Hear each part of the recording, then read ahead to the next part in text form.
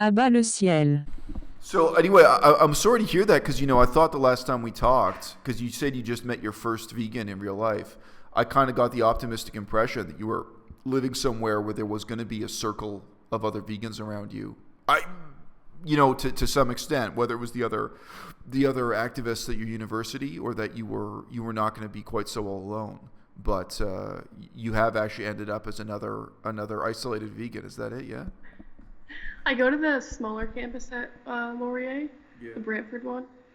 So there's like 3,000 people who go here compared to like Yeah. 10,000 or 20,000 at the Waterloo campus. So, Yeah.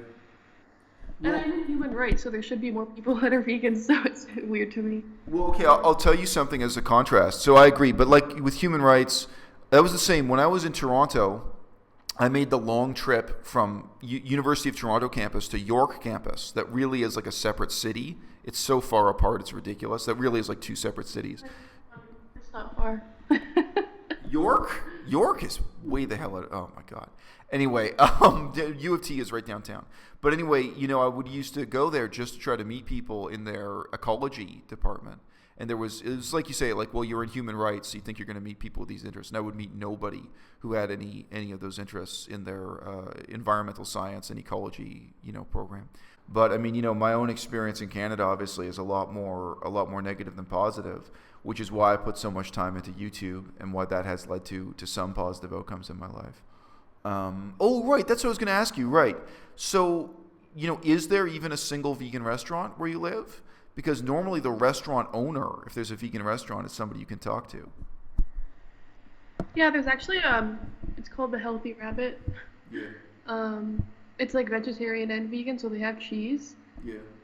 but most of their stuff is vegan. And actually, it's like a restaurant. I talked to the owner, and it's a restaurant people travel the world, and then they can go work there, and they give them free board. So, Right. like every time I go there, it's someone different. There's a guy from France. There's a girl from Iran. I don't know, someone from Portugal, I think, but it was pretty cool. Yeah.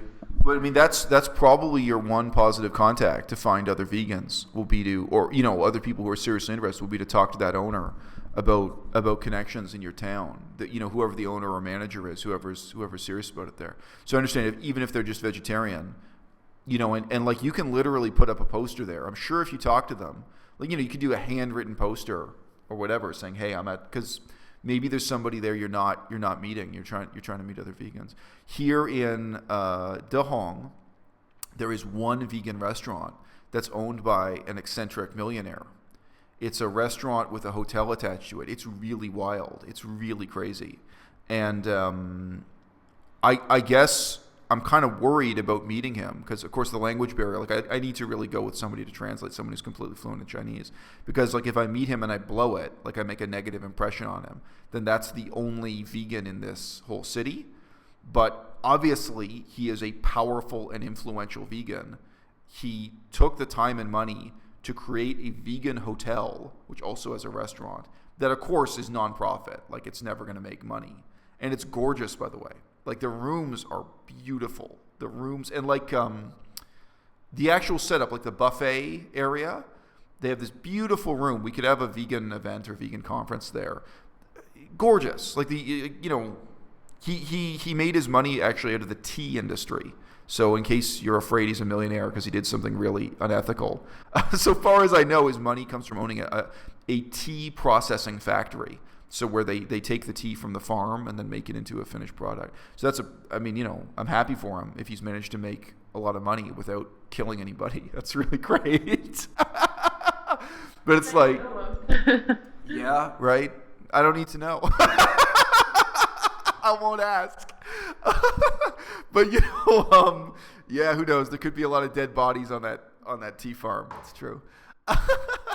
But compared to any other industry, like that's a really relatively ethical one. But to me that's so exciting. But every time I go there, the depressing thing is, I think the only ethical vegan in that whole business is the owner. And like you talk to the staff, and none of the staff give a fuck. None of the staff even think veganism is a thing. Like I'm talking to them in Chinese. Like I'm trying to talk to them about veganism. Like, oh, like in Canada, I'm a vegan activist. Like I'm trying to talk to them about this stuff. and they look at me, and it's like, from their perspective, this is just a weird restaurant that doesn't have any meat because the owner is crazy. Like, that's their, you know what I mean? Like, that's their perspective on it. It's like, oh yeah, this place is kind of weird. There's no meat. It's like, you know. So they don't see it that way as like a special place or an opportunity or something ethically positive. It's, you know, oh, so that's depressing in a different way. And I don't know, like, if I meet other people there who are eating at the restaurant, that restaurant is really, really busy when it's a magical day on the Buddhist calendar here. So like if it's a full moon or there's some other supernatural reason, like in the stars, for it to be a magical day for Buddhism, then tons of people go, like local people go to eat at that vegan restaurant. They're like vegan for one day because the position of the stars, the position of the moon is special. And like, you know, maybe they're just vegan for one meal because of that too, right? Like I don't even know, you know. But it's really weird being in a culture where veganism has some basis in Buddhist tradition. In some ways it makes it stronger, and in some ways it makes it weaker for you, right? And it's like, because if I meet anyone in that restaurant, it's not like I can walk up to someone in the restaurant and say, oh, hi, I'm vegan. Are you vegan too? Nobody will be. None of the staff are. None of the customers are. So it's kind of weird. It's not like much of a growing thing there as it is in Canada. So I feel like a lot more people are going vegan, even since like last year when I went vegan. I would say right now in China is really the rise of reducitarianism, like for the first time. Like the idea, like, okay, to give you an example.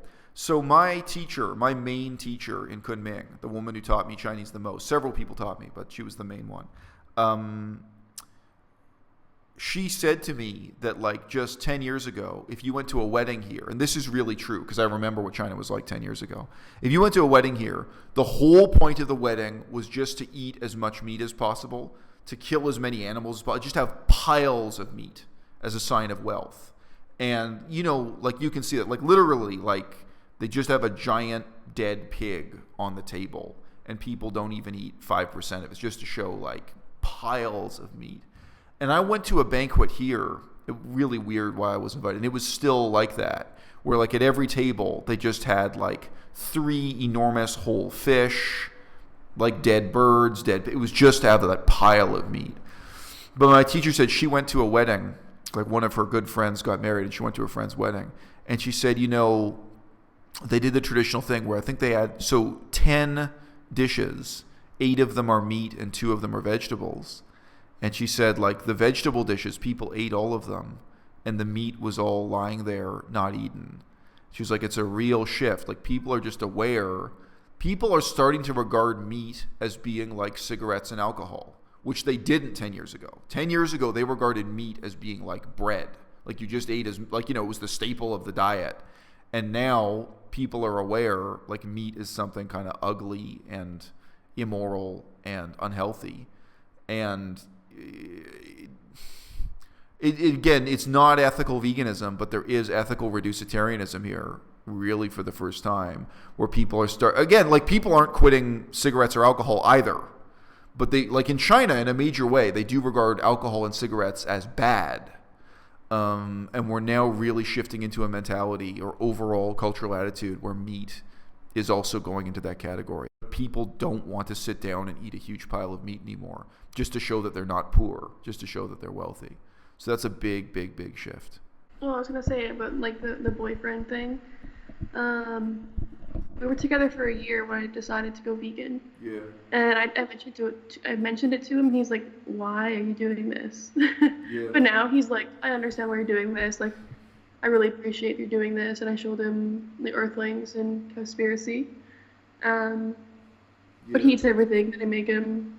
And like today, he said he's eating vegan up until his mom makes him dinner. But like, you're 22, you can make your own dinner. Yeah. But Look, yeah, it's more of a vegetarian. my heart goes out to you. I mean, the struggle is real. À-bas-le-ciel.